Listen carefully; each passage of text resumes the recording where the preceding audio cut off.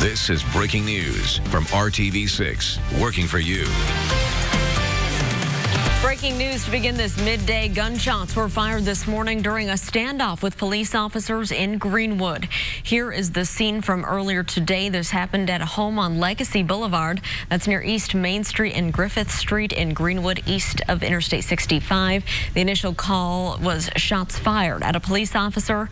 Police later told us that people inside of the home suffered gunshot wounds. Want to take a live look at the scene right now? Our photojournalist Shay Goodpaster is there. We can tell you that a woman inside the home is now in critical condition from gunshot wounds. A man inside the home was shot by a Greenwood police officer. That man is believed to be the suspect. He is now in custody and his injury is not life-threatening. We're still on the scene gathering information, and we'll have much more on this breaking story throughout the day here on RTV6 and also at the IndyChannel.com. But now it is a Storm Team 6 alert day as we continue our social distancing here at RTV6. Meteorologist Todd Clausen is taking a close look at gusty winds, monitoring this from home that we've been talking about since earlier this morning, Todd. Yeah, you know, that front came through early this morning, Lauren, and that's when things really started to ramp up across the area as far as the gusty winds go. Here's where we stand right now. 36 in Indianapolis, 33 in Bloomington, 36 in Lafayette is the mile-per-hour wind gust that we have right now. And as we work our way throughout the course of the day today, these wind gusts will start to die down a little bit throughout the course of the afternoon and into the evening hours. So that is the good news. The National Weather Service does continue this wind advisory, though, that will be in place throughout the afternoon hours and into the evening until 8 p.m. Once we get to that, that's when things are going to start to die down. And that'll be the good news. We have the clouds around. They're not really going to break apart a whole lot here throughout the course of the afternoon hours, but we may get a few peaks of sunshine here and there as we go into the afternoon and evening. And so temperatures won't warm much at all. It's a chilly day. It's a windy day. But as far as the wind goes, they will slowly start to calm throughout the afternoon and into the evening hours. This whole week, though, Lauren, is going to be a chilly one. We'll talk more about that coming up in just a few minutes. All right, Todd, thank you so much. Well, we are still waiting for the state to update Indiana's COVID-19 numbers. Nationwide, we can tell you the number of people killed during this pandemic is approaching 23,000. There are some hopeful signs as New York is starting to show some success in flattening the curve. It comes as there appears to be increasing friction between the president and some of the nation's top health experts. ABC's Inez de la Cuetara has the very latest from Washington.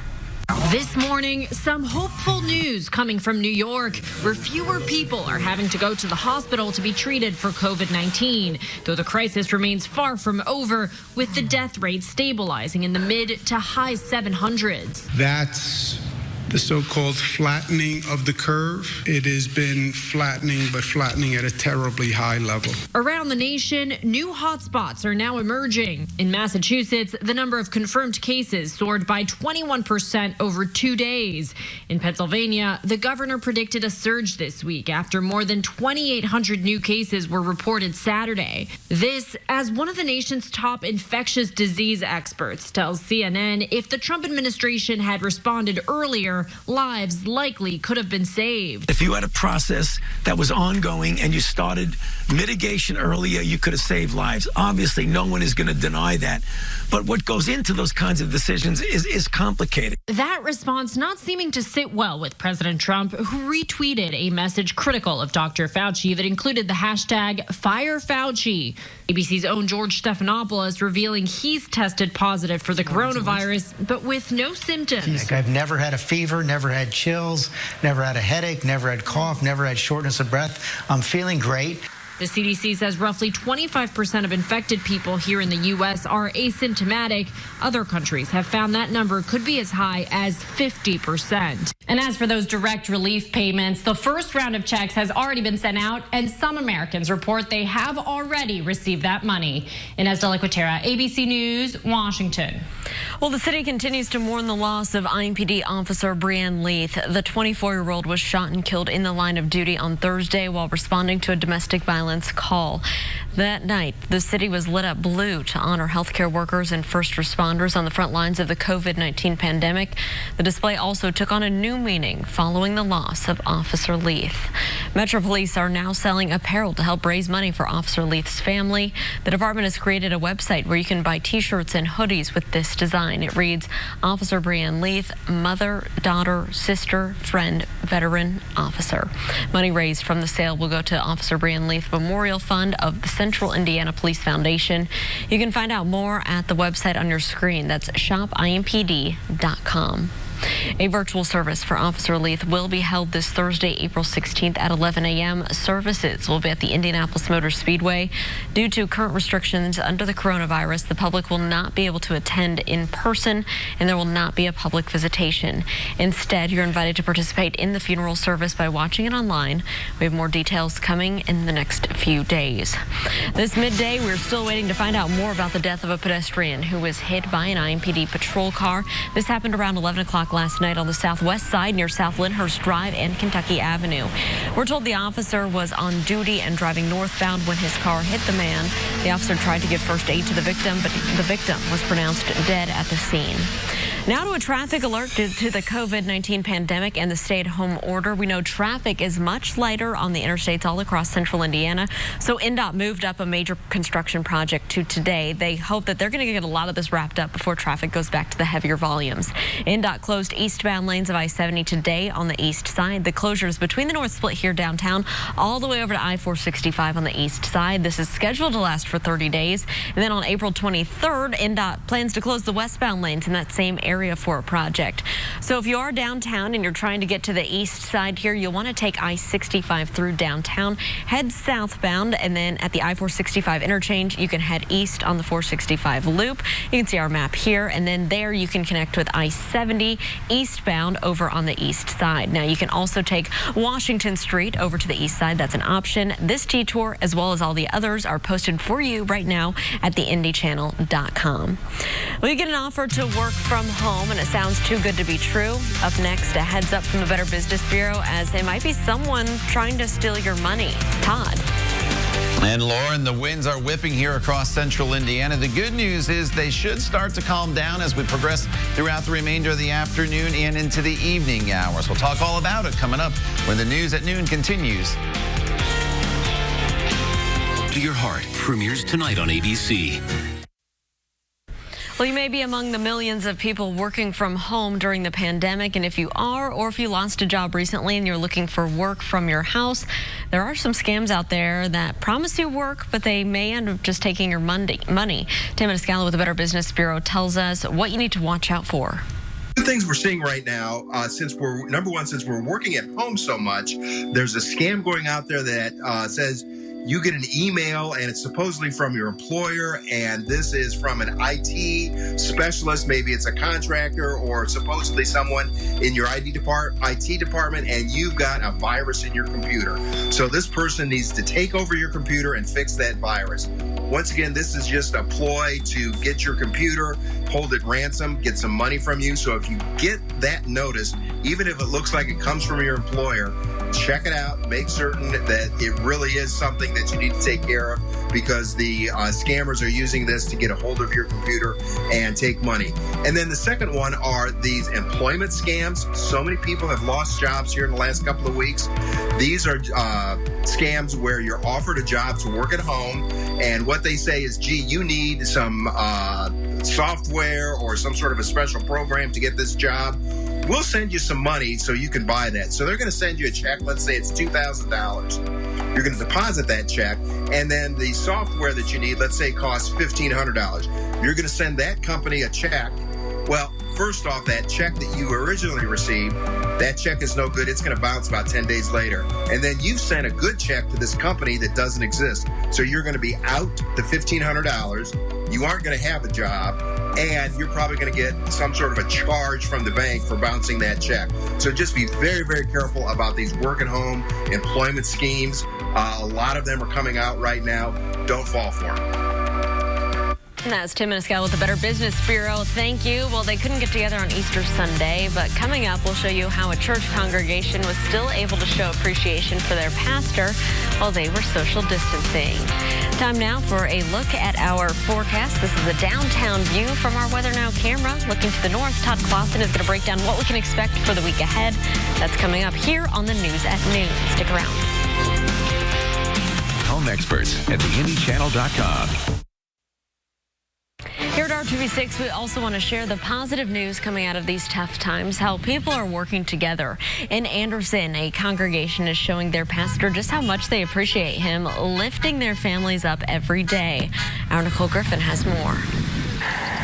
Instead of gathering inside their church on Easter Sunday, the congregation at Crossroads United Methodist Church in Anderson met up outside in the parking lot. It's supposedly going to be a very good surprise. Ken Flesher says everyone was disappointed when they learned there wouldn't be a traditional Easter service this year. I thought, well, maybe this is just a good way to do that. We'll stay in our cars and we'll keep safe. About 50 members got in their cars Sunday morning to drive by Pastor Rick Jones' home. It's a surprise he did not see coming. I see people that I recognize in my front yard, and here comes a parade of my parishioners saying how much they love us.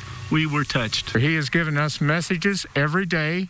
He is really keeping our spirits up, and I thought a good way to thank him was to actually take the church to him. He's got a lot of pressure, and especially during this time, we've had 3 funerals that people have not been able to have their loved ones there, and that's very hard. And he is he's their emotional support. On top of his daily devotions and YouTube services, Pastor Jones has also created a phone check-in system.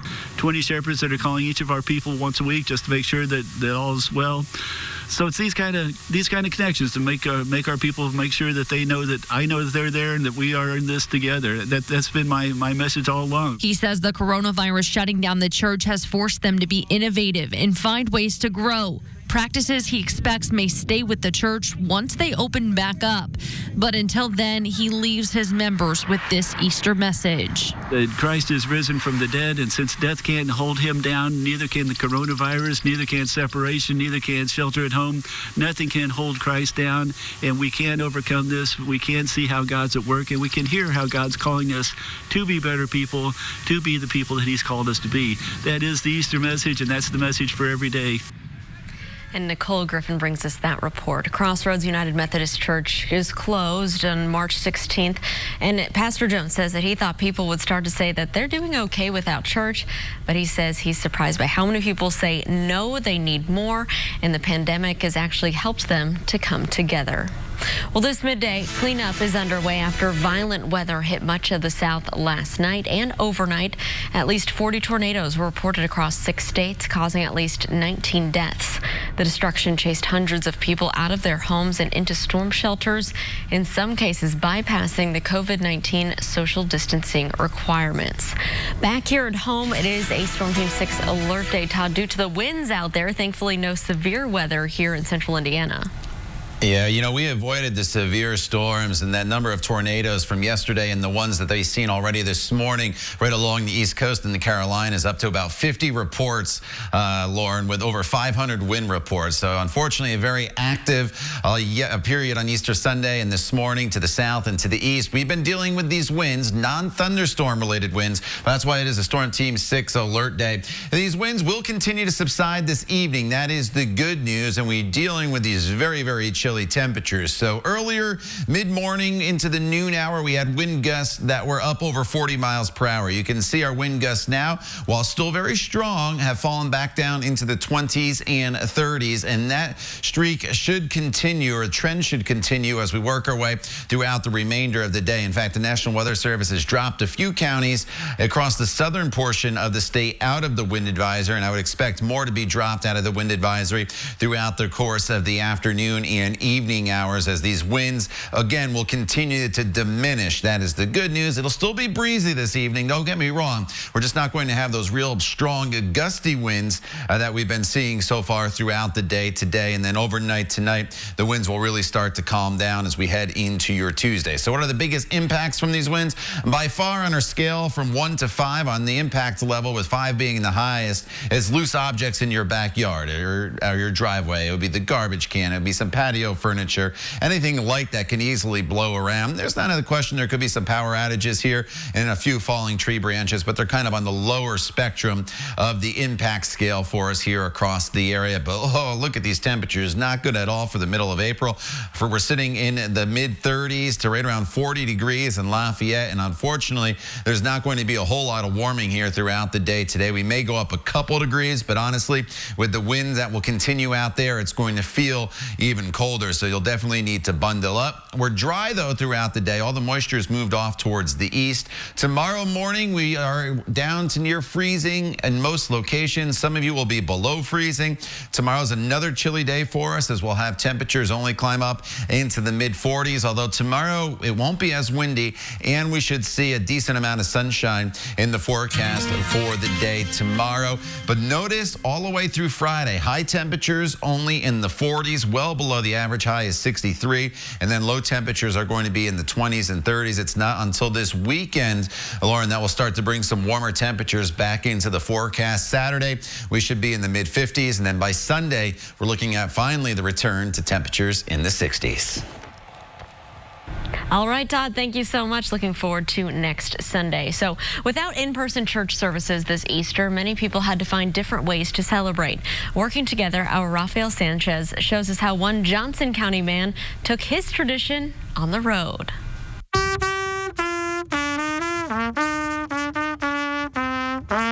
The traveling trumpet player, unable to perform at his Easter Sunday worship, took his tradition to parking lots. Happy Easter, everybody.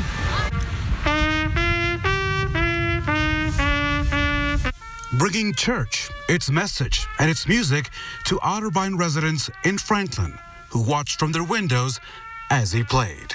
So we went around every side of the building and brought Easter to them, because trumpet and Easter just seems hand in hand, you know, it just seems natural. And it's nice to do something.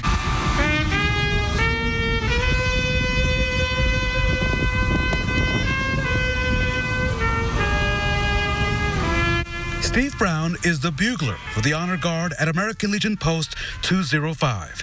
And back in the day, he was in the IU Pep Band from 1983 through 1987. Oh, the smiles of the residents, that I'll keep forever. Just like that day in 87 when Keith Smart sunk the final shot. That, it ranks up there. It does. It really does. This Easter is unlike any in decades, and for some, they were serenaded with hymns of hope by the man traveling with his trumpet around town. Happy Easter. And a great story there from down in Franklin. Rafael, thank you so much. Still ahead here on the news at noon, we're going to get another update on that breaking news, a shooting involving police officers in Greenwood. Plus, one more check of your forecast with Todd Clausen. Stick around, you're watching RTV6. Jesus Smith, Saturday afternoon at 5. Welcome back. We continue following that breaking news from Greenwood, where gunshots were fired during a standoff with police earlier this morning. This happened here at a home on Legacy Boulevard that's near East Main Street and Griffith Street in Greenwood, a little east of the interstate. Here is what police have told us so far. They say they were called on reports of a woman shot inside of a home. When police arrived, they say that a man came out of the house and exchanged gunfire with officers. The suspect was hit and he eventually surrendered. The woman was inside the house and unconscious. She's now at the hospital in critical condition.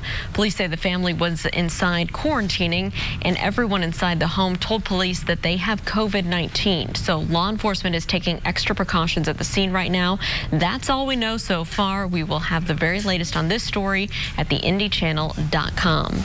Time now for one final check of your weather with Storm Team 6 meteorologist Todd Clausen. Hey, Todd.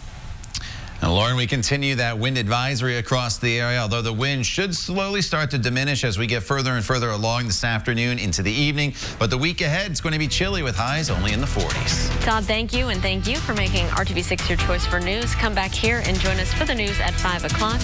We hope you have a great Monday.